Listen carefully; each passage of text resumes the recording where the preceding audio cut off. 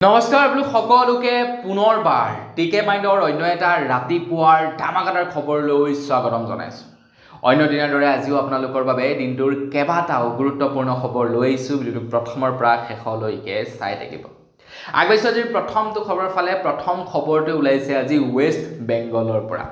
West বেংগলত বহু দিনৰে পৰা তৃণমূল চৰকাৰ গঠন হৈ আহিছে। মমতা বেনাৰ্জীয়ে বহু দিনৰে পৰা ৱেষ্ট বেংগলত শাসনভাৰ চলাই আহিছে।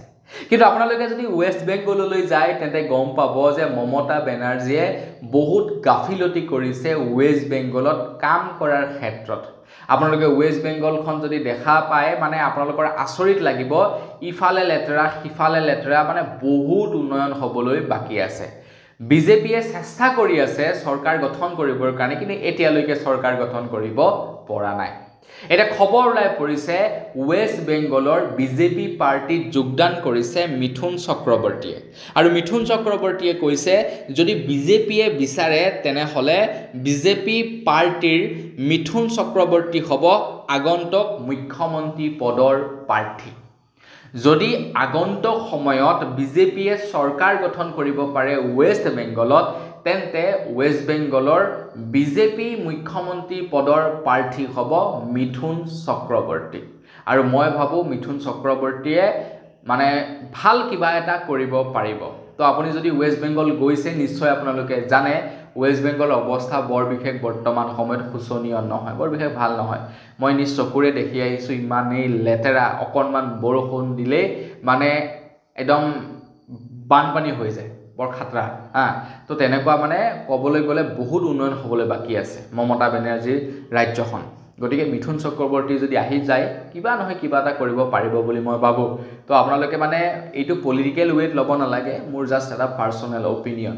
তো আপুনি বাৰু ৱেষ্ট বেংগল গৈছেনে নাই যোৱা কমেণ্ট ছেকশ্যনত জনাব। আগবাঢ়িছোঁ ইয়াৰ পাছৰটো খবৰ ফালে। ইয়াৰ পাছৰ খবৰটো ওলাইছে শিৱসাগৰৰ পৰা। তো শিৱসাগৰৰ বৰ্তমান বিধায়ক হৈছে অখিল গগৈ। একাংশ লোকে সামাজিক মাধ্যমত প্ৰচাৰ চলাই থাকে যে অখিল গগৈয়ে একো কাম কৰা নাই, গতিকে আমাক ভোট দিয়ক। এতিয়া কোন পাৰ্টীয়ে প্ৰচাৰ চলায় সেই সম্পৰ্কে বাৰু নকওঁ, কিন্তু বিভিন্ন সময়ত আমি দেখা পাই থাকোঁ অখিল গগৈক সামাজিক মাধ্যমত তেখেতক সমালোচনা কৰা যে অখিল গগৈয়ে শিৱসাগৰ সমষ্টিত একো কাম কৰা নাই। কিন্তু আমি যদি ৰিয়েলিটি চাবলৈ যাওঁ অখিল গগৈয়ে যথেষ্ট পৰিমাণৰ কাম কৰিছে শিৱসাগৰ সমষ্টিত। এতিয়া খবৰ ওলাই পৰিছে 25 কোটি টকা ব্যয় সাপেক্ষে শিৱসাগৰৰ পুখুৰী পাৰ নিৰ্মাণ কৰিবলৈ গৈ আছে। আগন্তুক মাৰ্চ মাহৰ ভিতৰত সম্পূৰ্ণ হ'ব কাম আৰু খুব সুন্দৰকৈ নিৰ্মাণ কৰি উলিয়াব শিৱসাগৰৰ পুখুৰীৰ পাৰখন। এতিয়া বহুলোকে হয়তো এইটোও ক'ব পাৰে যে বিজেপি চৰকাৰে দিছে কাৰণেহে কৰিব পাৰিছে। তো এইটো এটা কথা নোহোৱা নহয়, হয় বিজেপি চৰকাৰে দিয়া কাৰণে কৰিছে, কিন্তু ইয়াৰ আগলৈকেতো হোৱা নাছিলে। ইয়াৰ সম্পূৰ্ণ ক্ৰেডিট যায় MLA জনৰ ওপৰত। যেতিয়া কোনো এটা সমষ্টিৰ উন্নয়ন হয় সেই সমষ্টিৰ উন্নয়নৰ সম্পূৰ্ণ ক্ৰেডিট যায় MLA জনৰ ওপৰত। MLA জনে যদিহে কাম কৰে তেতিয়াহে কাম হ'ব। MLA জন যদি ভাল নহয়, মুখ্যমন্ত্ৰী যোনেই নহওক কিয় সেই সমষ্টিটোৰ কাম ভাল নহয়। গতিকে আপুনি যদি শিৱসাগৰৰ পৰা চাই আছে কমেণ্ট ছেকশ্যনত জনাওক যে শিৱসাগৰ সমষ্টিৰ উন্নয়ন কেনেকুৱা হৈছে। আগবাঢ়িছোঁ ইয়াৰ পাছৰটো খবৰ ফালে। অসমৰ মুখ্যমন্ত্ৰী ডক্টৰ হিমন্ত বিশ্ব শৰ্মাদেৱে ঘোষণা কৰিছে যে ভূপেন হাজৰিকাদেৱক সন্মান জনাই ঢলা শদিয়া দলঙৰ 0 পইণ্টত নিৰ্মাণ কৰা হ'ব সুধাকণ্ঠৰ প্ৰতিমূৰ্তি। 100 ফুটতকৈ অধিক উচ্চতাৰ ডক্টৰ ভূপেন হাজৰিকাৰ প্ৰতিমূৰ্তি নিৰ্মাণ কৰিব বুলি অসম চৰকাৰে ঘোষণা কৰিছে। যোৱা 5 নৱেম্বৰত আছিলে তেখেতৰ মৃত্যু বাৰ্ষিকী, আৰু মৃত্যু বাৰ্ষিকীৰ দিনাখনেই অসমৰ মুখ্যমন্ত্ৰী ডাঙৰীয়াদেৱে ঘোষণা কৰিছে যে ঢলা শদিয়াৰ 0 পইণ্টত নিৰ্মাণ কৰা হ'ব 100 ফুটতকৈও অধিক উচ্চতাৰ ভূপেন হাজৰিকাদেৱৰ প্ৰতিমূৰ্তি। তো অসম চৰকাৰৰ এই শলাগ ল'বলগীয়া পদক্ষেপৰ বাবে লাইক এটা কিন্তু হ'বই লাগে। আগবাঢ়িছোঁ ইয়াৰ পাছৰটো খবৰ ফালে। ইয়াৰ পাছৰ খবৰটো ওলাইছে মাজুলীৰ পৰা। মাজুলী এনেকুৱা এখন ডিষ্ট্ৰিক্ট যিখন ডিষ্ট্ৰিক্টত আপোনালোকে বিচাৰিলেও হয়তো মদ নাপাব। মাজুলী এনেকুৱা এখন ডিষ্ট্ৰিক্ট য'ত নেকি আপোনালোকে কেৱল মানে ধৰ্মীয়মূলক বস্তুহে বিচাৰি পাব, মদ আপোনালোকে বিচাৰি নাপাব। কিন্তু মাজুলীত এতিয়া একাংশ লোকে ধনৰ লালসাত পৰি মনে মনে মদ বিক্ৰী কৰা আৰম্ভ কৰিছে। আৰু খবৰ ওলাই পৰিছে যোৱাকালি মাজুলী জিলাৰ আবকাৰী বিভাগে এক বৃহৎ মানে ৰেট মাৰে, আৰু সেই ৰেটত গোপন সূত্ৰৰ পৰা অনুসৰি বহুতো ভুৱা লেবেলযুক্ত বিলাতী সুৰাৰ ঘাটি উৎখাত কৰে বুলি খবৰ ওলাই পৰিছে। এই অসাধু চক্ৰই দীৰ্ঘদিন ধৰি অবৈধভাৱে ইয়াতে বিলাতী সুৰাৰ বেহা চলাই আছিলে বুলি খবৰ ওলাইছে, যাৰ ফলত নেকি আপোনাৰ মাজুলীবাসী ৰাইজৰ যথেষ্ট পৰিমাণৰ বদনাম হৈছিলে আৰু মাজুলীৰ প্ৰশাসনৰ সহযোগত এই বৃহৎ ঘাটিটো উৎখাত কৰিবৰ কাৰণে সক্ষম হয়। তো ভাল লাগিছে খবৰটো শুনি, কাৰণ মাজুলীৰ এটা সুকীয়া নাম আছে। গতিকে মাজুলীখনত এনেকুৱা ধৰণৰ বেয়া কাম কৰি মাজুলীখনক বদনাম কৰিব বিচৰাসকলক মোৰ মতে সদায় এৰিব নালাগে, তেওঁলোকৰ ওপৰত ষ্ট্ৰিক্টলি একশ্যন ল'ব লাগে। আগবাইছোঁ ইয়াৰ পাছৰটো খবৰ ফালে। ইয়াৰ পাছৰ খবৰটো ওলাই পৰিছে লখিমপুৰ ডিষ্ট্ৰিক্টৰ পৰা। তো লখিমপুৰ ডিষ্ট্ৰিক্টৰ পৰা খবৰ ওলাইছে মানৱ ডেকাৰ সহযোগত যোৱাকালি কেইবাজনো লোক বিজেপি পাৰ্টিত যোগদান কৰে আৰু তেওঁলোক সৰ্বসাধাৰণ লোক নাছিলে, তেওঁলোক আছিলে বীৰ লাচিত সেনাৰ লখিমপুৰ জিলা সমিতিৰ বিত্ত সচিব শ্ৰী বিতুল দেউৰী, চাউলধোৱা বগীনদী আঞ্চলিক ছাত্ৰ সন্থাৰ উপদেষ্টা শ্ৰী দিচাংকু ভূঞা, চাউলধোৱা বগীনদী আঞ্চলিক ছাত্ৰ সন্থাৰ প্ৰাক্তন উপসভাপতি শ্ৰী বিকাশ সোণোৱালকে ধৰি কেইবাজনো লোকে আনুষ্ঠানিকভাৱে বিজেপিত যোগদান কৰে। এতিয়া যিহেতু বৰ্তমান সময়ত বীৰ লাচিত সেনাৰ পৰা বহু লোকক বহিষ্কাৰ কৰা হৈছে, বীৰ লাচিত সেনাৰ একাংশ লোকৰ ওপৰত এজাহাৰ দাখিল কৰা হৈছে, তেওঁলোকক এৰেষ্ট কৰিছে। তো তেনে সময়তে বীৰ লাচিত সেনাৰ যিসকল নেকি মানে চকুত লগা মানুহ, তেওঁলোকে যোগদান কৰি দিছে আৰামছে বিজেপিত। তো মানে ভাল পাইছে বিজেপিৰ নীতি আদৰ্শ, যাৰ বাবে নেকি যোগদান কৰিছে। গতিকে সেইটো তেওঁলোকৰ পাৰ্চনেল অপিনিয়ন, তাত আমি ক'ব লগা একো নাই। কিন্তু আপোনালোকে যদি লখিমপুৰৰ পৰা চাই আছে মানৱ ডেকাই কেনেকুৱা কাম কৰিছে সেই সম্পৰ্কত কমেণ্ট ছেকশ্যনত জনাবলৈ নাপাহৰিব। অৱশ্যে মই লখিমপুৰৰে হয়, কিন্তু মোৰ সমষ্টি লখিমপুৰ নহয়। তো আমাৰ সমষ্টিটো কাম একেবাৰে কৰা নাই বুলি ক'ব পাৰি আমাৰ বিধায়কজনে। কিন্তু আপোনালোক যদি লখিমপুৰ সমষ্টিৰ, তো কমেণ্ট ছেকশ্যনত জনাওক যে আপোনালোকৰ তাতে কেনেকুৱা কাম হৈছে। আগবাইছোঁ ইয়াৰ পাছৰটো খবৰ ফালে। ইয়াৰ পাছৰ খবৰটো ওলাই পৰিছে অসমৰ বিহু কমিটিসমূহলৈ। অসমৰ মুখ্যমন্ত্ৰী ডক্টৰ হিমন্ত বিশ্ব শৰ্মা দেৱে এইবাৰ বিহু কমিটিসমূহক নিৰ্দেশনা প্ৰদান কৰিছে যে এইবাৰ বিহু কমিটিসমূহে সুধাকণ্ঠ ডক্টৰ ভূপেন হাজৰিকাদেৱৰ নামত তেখেতলোকে এটা সন্ধ্যা উদযাপন কৰিব লাগিব বুলি জনাইছে। যেনেকৈ নেকি সাংস্কৃতিক সন্ধ্যা উদযাপন কৰে, ঠিক তেনেকৈ সুধাকণ্ঠ ভূপেন হাজৰিকাদেৱৰ নামত এটা সন্ধ্যা তেওঁলোকে উদযাপন কৰিব লাগিব। আমাৰ অসমত য'তেই বিহু উদযাপন কৰিব, তো সেই বিহু কমিটিসমূহে এই পদক্ষেপ গ্ৰহণ কৰিব লাগিব। অসম চৰকাৰে এইটো এটা নতুনকৈ নিয়ম বান্ধি দিছে। আগবাইছোঁ ইয়াৰ পাছৰটো খবৰ ফালে। ইয়াৰ পাছৰ খবৰটো ওলাইছে অশোক সিংঘাল ডাঙৰীয়াৰ ওপৰত। তো অশোক সিংঘাল ডাঙৰীয়াৰ ওপৰত এটা অভিযোগ উত্থাপিত হৈছে যে অশোক সিংঘাল ডাঙৰীয়াই জুবিন ক্ষেত্ৰৰ নিচেই কাষতে থকা ট্ৰাইবেল বেল্টৰ মাটি জব্দ কৰি আছে। এতিয়া অশোক সিংঘাল ডাঙৰীয়াই কৈছে, মই ট্ৰাইবেল বেল্টৰ মাটি জব্দ কৰা নাই, যদি কোনোবাই প্ৰমাণ দিব পাৰে তেনেহ'লে মই ৰাজনীতি বাদ দি সন্ন্যাসী পদ গ্ৰহণ কৰিম বুলি তেখেতে কৈছে। এতিয়া এনেকুৱা ধৰণৰ পলিটিকেল লিডাৰবিলাকে এনেকুৱা ধৰণৰ প্ৰতিশ্ৰুতি দিয়াটো সাধাৰণ কথা। মুখ্যমন্ত্ৰী ডাঙৰীয়াই কৈছিলে মই ৰাজনীতি বাদ দিম, কিন্তু তেখেতেতো এতিয়া গৈ মুখ্যমন্ত্ৰীৰ গাদীত বহি আছে, সেইটো পাছৰ কথা। কিন্তু কৃষক মুক্তি সংগ্ৰাম সমিতিয়ে কৈছে যে ট্ৰাইবেল বেল্টৰ মাটি জুবিন ক্ষেত্ৰত দিয়ক অশোক সিংঘালে, নহ'লে অশোক সিংঘালৰ বিৰুদ্ধে এতিয়া কৃষক মুক্তি সংগ্ৰাম সমিতি সৰব হৈ উঠিব বুলি জনাইছে।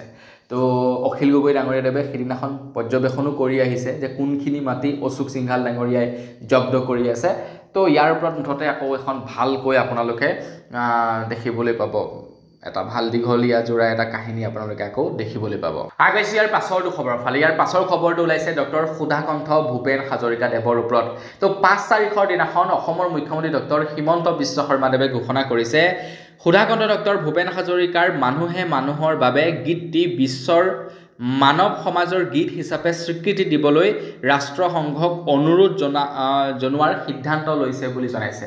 মানে এই গীতটি ৰাষ্ট্ৰসংঘলৈ ৰিকুৱেষ্ট পঠাব যে বিশ্বমানৰ গীত ৰূপে যাতে স্বীকৃতি দিয়ে ৰাষ্ট্ৰসংঘই। তো ভূপেন হাজৰিকাদেৱৰ মানুহে মানুহৰ গীতটিক যাতে বিশ্বমানৰ গীত হিচাপে স্বীকৃতি দিয়ে, আৰু এই কথা উল্লেখ কৰিছে অসমৰ মুখ্যমন্ত্ৰী হিমন্ত বিশ্ব শৰ্মাদেৱে। আগবাইছোঁ ইয়াৰ পাছৰটো খবৰ ফালে। আহি আছে বিহাৰৰ বিধানসভা নিৰ্বাচন, তাৰ পাছতেই অসমত হ'ব, তাৰ পাছত কলকাতাত হ'ব। মুঠৰ ওপৰত নিৰ্বাচন এতিয়া আৰম্ভ হৈছে আৰু হৈ থাকিব। 26ত আমাৰ অসমত হ'ব বিধানসভা নিৰ্বাচন। তাৰ পূৰ্বে ৰাহুল গান্ধীদেৱে ঘোষণা কৰিছে মানে এটা অভিযোগ উত্থাপিত কৰিছে বিজেপি পাৰ্টিৰ ওপৰত ৰাহুল গান্ধীয়ে কৈছে হাৰিয়ানাৰ বিধানসভা নিৰ্বাচনত বিজেপি পাৰ্টিয়ে প্ৰায় 25,41,144টা ভোট চুৰ কৰিছিলে বুলি জনাইছে এগৰাকী মানে বাহিৰৰ দেশৰ মডেলৰ নামত ইয়াতে কেবা ঠাইতো হেনো ভোটাৰত নাম আছিলে এনেকৈ মানে এজন ব্যক্তিৰ নামত কেবা ঠাইতো ভোটাৰ কাৰ্ড আছে আৰু তেওঁ আমাৰ ভাৰতৰ মানুহ নহয় ভাৰতৰ বাহিৰৰ কোনোবা এগৰাকী মহিলা তেখেতৰ নামত কেবা ঠাইতো ভোটাৰ কাৰ্ড আছে আৰু ভোট প্ৰদান কৰিছে এনেকৈ ভোট চুৰি কৰিছে বুলি ৰাহুল গান্ধীয়ে অভিযোগ উত্থাপিত কৰিছে বিজেপি পাৰ্টিৰ ওপৰত আইবেছি ইয়াৰ পাছৰ খবৰ ফালে ইয়াৰ পাছৰ খবৰটো ওলাই পৰিছে আমেৰিকাৰ পৰা খবৰ ওলাই পৰিছে আমেৰিকাৰ আকাশত পুনৰ এক বিমান দুৰ্ঘটনা হয় উৰণৰ পাছতেই দুৰ্ঘটনাগ্ৰস্ত হয় তেল ভৰ্তি কাৰ্গো বিমান দুৰ্ঘটনাত 3 গৰাকী লোকৰ মৃত্যু হয় আৰু 11 গৰাকী লোক আঘাতপ্ৰাপ্ত হয় বুলি খবৰ ওলাই পৰিছে মানে কাৰ্গো বিমান আছিলে মাল কঢ়িওৱা বিমান আছিলে যাৰ কাৰণে নেকি আপোনাৰ মানুহ মানে বেছি নাছিলে 3জন লোক মৃত্যু হৈছে আৰু 11জন লোক আঘাতপ্ৰাপ্ত হৈছে যদি মানুহ থাকিলেহেঁতেন তেনেহলে আকৌ এটা তেনেকুৱা ধৰণৰ ঘটনা হ'লহেঁতেন যেনেকৈ নেকি আমাৰ ভাৰতবৰ্ষত হৈছিলে ঠিক তেনেকুৱা ধৰণৰ এটা ঘটনা পুনৰাবৃত্তি ঘটিলেহেঁতেন আমেৰিকাত আগবেছি ইয়াৰ পাছৰ খবৰ ফালে ইয়াৰ পাছৰ খবৰটো ওলাই পৰিছে হোৱাটছআপৰ ওপৰত আপোনালোকে বাৰু হোৱাটছআপ ব্যৱহাৰ কৰে নে নকৰে কমেন্ট সেকশনত জনাব তো আপোনালোকে বৰ্তমান সময়ত কোনো এজন ব্যক্তিক যদি মেছেজ দিয়ে তো সেই ব্যক্তিজনে আপোনাৰ নাম্বাৰটো দেখে নামটো কিন্তু নেদেখে চাবচোন আপুনি কোনো এজন ব্যক্তিৰ ওচৰত যদি আপোনাৰ নাম্বাৰটো সেভ নাই আপুনি তেখেতলৈ মেছেজ কৰিলে তো তেখেতৰ তাত আপোনাৰ মোবাইল নাম্বাৰটো শো কৰে যে এই নাম্বাৰটোৰ পৰা মেছেজ কৰিছে মোলৈ কিন্তু এতিয়াৰে পৰা নাম্বাৰৰ পৰিৱৰ্তে এতিয়াৰে পৰা ইউজাৰ আইডি দেখাব ইউজাৰ নেম দেখাব যেনেকৈ নেকি ইনষ্টাগ্ৰামত ইউজাৰ নেম থাকে যেনেকৈ নেকি আপোনাৰ ফেসবুকত ইউজাৰ নেম থাকে ঠিক তেনেকৈ এতিয়াৰে পৰা হোৱাটছআপত ইউজাৰ নেম আহিব আপোনাৰ মোবাইল নাম্বাৰটো নেদেখা ইউজাৰ নেমটো দেখাব বুলি জনাইছে আৰু এই কথা ঘোষণা কৰিছে মাৰ্ক জুকাৰবাৰ্গ অৰ্থাৎ ফেসবুক ইনষ্টাগ্ৰাম আৰু হোৱাটছআপৰ মালিকে আগেছি ইয়াৰ পাছৰ খবৰ ফালে ইয়াৰ পাছৰ খবৰটো ওলাই পৰিছে ডুবাইৰ পৰা ডুবাইৰ এজন গাড়ী চালকৰ ওপৰত ট্ৰেফিক পুলিচে প্ৰায় 25,000 টকাৰ ফাইন লগালে আৰু ফাইন বাৰু কিয় লগালে আপোনালোকে জানেনে মাত্ৰ অকণমান ভুলৰ কাৰণে তেখেতে ইণ্ডিকেটৰ নিদিলে ৰাস্তা ক্ৰছ কৰোতে আৰু যাৰ বাবে নেকি তেখেতৰ ওপৰত 25,000 টকাৰ ফাইন লগাইছে এতিয়া আমাৰ অসমত হোৱা হলে কিমান টকাৰ ফাইন লাগিলেহেঁতেন আপোনালোকে কওকচোন মানুহবিলাকৰ ইণ্ডিকেটৰ দিয়াটো পাছৰে কথা ৰেড সিগনেল পৰ্যন্ত নামানে আমাৰ অসমত গতিকে আমাৰ অসমৰ মানুহবিলাকৰ ওপৰতো ঠিক তেনেকৈ যদি ফাইন লগোৱা আৰম্ভ কৰি দিয়ে ভাবক কিমান ফাইন বা কিমান ৰাজহ সংগ্ৰহ হ'ব আমাৰ অসম চৰকাৰৰ মোমতে কৰিয়ে দিব লাগে সব জায়গাতে সিসি ক্যামেৰা লগাই থব লাগে সিসি ক্যামেৰাৰ সন্মুখত কাৰোবাক বহাই থৈ দিব লাগে নতুবা মানে এআইৰ দ্বাৰা পৰিচালিত ক্যামেৰা স্টাৰ্ট কৰি দিব লাগে যাতে কোনোবাই যদি ৰেড সিগনেল ক্ৰছ কৰে আপোনাৰ বাও সাইডে ঘুমাওতে যদি ইণ্ডিকেটৰ নিদিয়ে হু সাইডে ঘুমাওতে যদি ইণ্ডিকেটৰ নিদিয়ে ট্ৰাফিক ৰুল যদি ভংগ কৰে অটোমেটিকলি যাতে তেওঁলোকৰ নাম্বাৰ প্লেট ডিটেক্ট কৰি ফাইন কাটি দিয়ে তেনেকুৱা সিস্টেম কৰিব লাগে তেতিয়া মানুহবিলাকে ট্ৰাফিক আইন ভংগ কৰিবলৈ অকণমান ভয় কৰিব আগেছিয়াৰ পাছৰ খবৰ ফালিগাৰ পাছৰ খবৰটো ওলাই পৰিছে লখিমপুৰৰ পৰা লখিমপুৰৰ জিলা প্ৰশাসনে লৈছে এটা গুৰুত্বপূৰ্ণ সিদ্ধান্ত আৰু মানে এটা বিৰাট ভাল পদক্ষেপ হাতত লৈছে বুলি ক'ব পাৰে যেতিয়া কোনো এজন ব্যক্তিয়ে ট্ৰাফিক নিয়ম নামানে তেতিয়া তেখেতৰ পৰা ফাইন লোৱা হয় কিন্তু এতিয়া আপোনাৰ লখিমপুৰৰ জিলা প্ৰশাসনে কি কৰিছে আপোনাৰ ফাইনটো লবই ফাইন লোৱাৰ লগতে কি কৰিব এখন এছে লিখিব লাগিব হেলমেটৰ ওপৰত ধৰিলক হেলমেট নিপিন্ধাকে কোনোবা এজন ব্যক্তিয়ে গাড়ী চলাই গৈছিলে তেখেতে হেলমেটৰ ওপৰত এখন এছে লিখিব লাগিব তাৰ পাছতহে তেখেতক গাড়ীখন সমজাই দিয়া হ'ব নহলে গাড়ীখন জব্দ কৰি থোৱা হ'ব মানে মানুহৰ যাতে অৱগত হয় যে মই ভাই এনেকুৱা এটা ভুল কৰি থৈছো গতিকে এই ভুলটো নকৰো মানে ফাইন কটাটো মেইন উদ্দেশ্য নহয় লখিমপুৰ জিলা প্ৰশাসনৰ মেইন উদ্দেশ্য হৈছে মানুহক সজাগ কৰা সব সময়তে লখিমপুৰ আৰক্ষীয়ে জিলা প্ৰশাসনে এনেকুৱা ব্যৱস্থা লৈ থকা দেখো কিন্তু এইবাৰ এটা ইউনিক মানে ব্যৱস্থা লৈ ললে ফাইন নহয় এইবাৰ কি কৰিব মানে এছে লিখিব লাগিব হেলমেটৰ ওপৰত তেতিয়াহে বাইক এৰি দিব আগবাইছোঁ ইয়াৰ পাছৰ খবৰ ফালে ইয়াৰ পাছৰ খবৰটো ওলাই পৰিছে গৌৰিমা বৌৰ ওপৰত গৌৰিমা বৌ হঠাতে অসুস্থ হৈ পৰে আৰু তেখেতক ভৰ্তি কৰোৱা হয় হেল্থ চিটি হস্পিটেলত খবৰ লোৱা অনুসৰি গৌৰিমা শইকীয়া গাৰ্গ বৰ্তমান সময়ত চিকিৎসাধীন হৈ আছে হেল্থ চিটি হস্পিটেলত মানসিক চাপত ভুগি স্বাস্থ্যজনিত সমস্যাৰ সৃষ্টি হৈছিল গৌৰিমা গাৰ্গৰ বৰ্তমান সময়ত সুস্থ আছে বুলি খবৰ ওলাই পৰিছে যিহেতু তেখেতে নিজৰ স্বামীক হেৰুৱাইছে গোটেই অসমে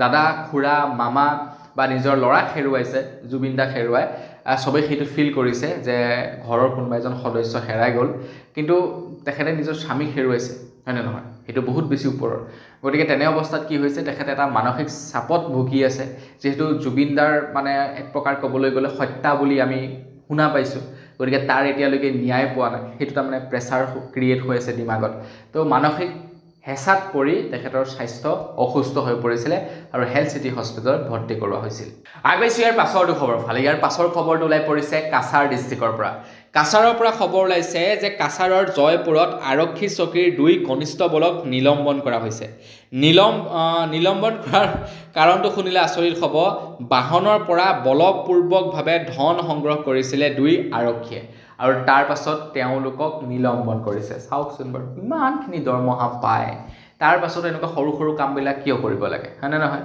এই সৰু সৰু কামবিলাকৰ কাৰণে তেওঁলোকৰ এতিয়া চাকৰি যাব আগবাইছোঁ ইয়াৰ পাছৰটো খবৰ ফালে জুবিন দাৰ শেষৰখন ফিল্ম ৰৈ ৰৈ বিনালে মানুহক ভালদৰে আপ্লুত কৰিছে মানুহক মানে এক প্ৰকাৰ ক'বলৈ গ'লে এই ফিল্মখন মানুহে এনেকৈ চাবলৈ গৈছে কাহিনীটো চোৱা নাই মানুহে জুবিনক শেষৰবাৰৰ বাবে চাবলৈ গৈছে আৰু এজন ব্যক্তিয়ে 3বাৰ 4বাৰলৈকে ফিল্মখন চাইছে আপোনালোকে বাৰু চালে নে নাই কমেণ্ট ছেকশ্যনত জনাব সেইদিনাখন মোক এজনে কমেণ্টত সুধিছিলে যে দাদা আপুনি ৰৈ ৰৈ বিনালে ফিল্মখন চালেনে চাইছোঁ প্ৰথম দিনাখনেই চাইছোঁ ফাৰ্ষ্ট শ্ব' চাব নাপালোঁ বাৰু মই সন্ধিয়া 5 বজাৰ শ্ব'টো চাইছোঁ কিন্তু চাইছোঁ ফিল্মখন চালোঁ প্ৰথম দিনাখনেই চালোঁ চাই খুব ভাল লাগিলে এতিয়া একাংশ লোকে কি কৰিছে ডাইৰেক্টলি ৰৈ ৰৈ বিনালে ফিল্মখন ৰেকৰ্ড কৰি ফেচবুকত আপলোড কৰিছে ইনষ্টাগ্ৰামত আপলোড কৰিছে ইউটিউবত আপলোড কৰিছে এক প্ৰকাৰ পাইৰেচি কৰিছে এই কামটো নকৰিব জুবিন দাই খুব কষ্টৰে ফিল্মখন বনাইছিলে এই কামটো কৰি জুবিন দাৰ মনত আপোনালোকে আঘাত নিদিব আগবাইছোঁ ইয়াৰ পাছৰটো খবৰ ফালে খবৰ লৈ পৰিছে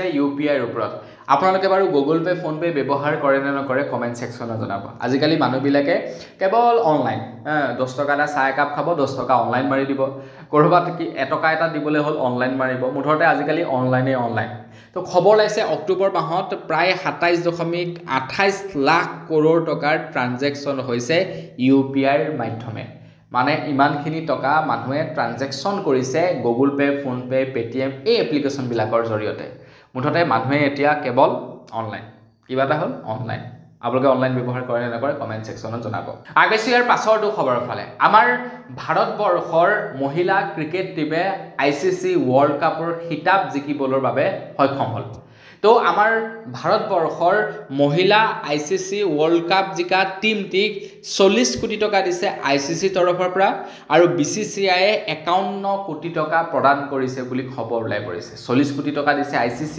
আৰু 51 কোটি টকা দিছে আমাৰ BCCI তৰফৰ পৰা কিন্তু তাৰ বিপৰীতে যদি আমি 2005 চন মানলৈ ঘূৰি যাওঁ তেনেহলে আমি দেখা পাম যে এগৰাকী মহিলাক মানে 1000 টকা নে কিমানকেহে দিছিলে এক্সাক্ট এমাউণ্টটো পাহৰিলোঁ আপোনালোকে গুগলত সাৰ্চ কৰি চাব পাৰে 1000 কেনে কিমান দিছিলে আৰু এট প্ৰেজেন্ট টাইমত চাওক খেলুৱৈবিলাক কিমান ধনী আগবাইছোঁ ইয়াৰ পাছৰটো খবৰ ফালে সৰ্বানন্দ সোণোৱাল ডাঙৰীয়াদেৱে ৰৈ ৰৈ বিনালে ফিল্মখন চালে আৰু ফিল্মখন চাই তেখেতৰ খুব ভাল লাগিলে সামাজিক মাধ্যমত তেখেতে শ্বেয়াৰ কৰিছে ফিল্মখন চোৱাৰ তেখেতে কেনেকুৱা পালে কি কথা এই সম্পৰ্কে উল্লেখ কৰিছে আৰু তেখেতে কৈছে যে প্ৰত্যেকজন অসমীয়াই এই ফিল্মখন চাব লাগে জুবিন দাৰ শেষৰখন ফিল্ম ৰৈ ৰৈ বিনালে মন্ত্ৰী হিমন্ত বিশ্ব শৰ্মাদেৱে আকৌ তেনে অৱস্থাতেই সোশ্যাল মিডিয়াত এটা বাইট দিছে যিটোৰে মন্ত্ৰী মানে প্ৰাক্তন মুখ্যমন্ত্ৰী সৰ্বানন্দ সোণোৱাল ডাঙৰীয়াদেৱকে কাট মাৰিছে নেকি নাজানো আৰু তেখেতে কৈছে যিসকলে নিজকে ৰজা বুলি ভাবে তেওঁলোকে